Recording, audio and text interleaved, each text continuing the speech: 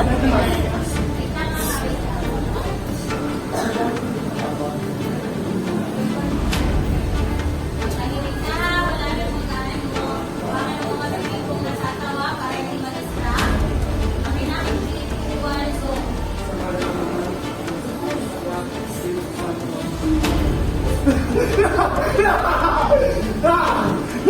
mo! Hindi nyo ba alam ako ang puro ko ng San Diego? Hindi nyo ba alam ang aking kapangyarihan? Aba, hindi pa rin kayo naniniwala. Hindi na, di ba? Ako, puro ko ng San Diego. Dahil hindi pa akong nakakilan.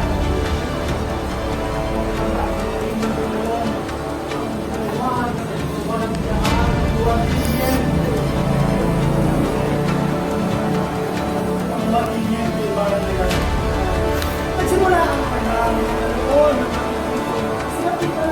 Maganda, maganda.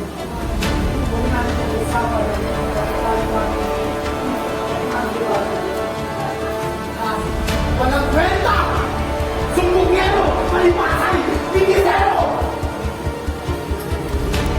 Nagbigat. Nagsimula ang pagkulang.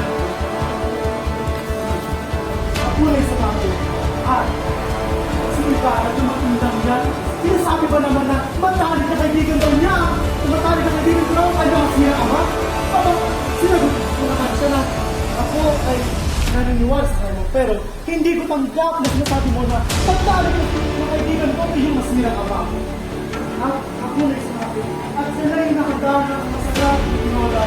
Aba, puro mga Indio, ang mga nangunguna, nakalimutan pa nila na kami mga kulo ang dapat na una. Aba, pinag-isipan ko pa naman ang bawat sila ng mga pagkakamadaan. Si Pagino, si Pagod, ay maoran.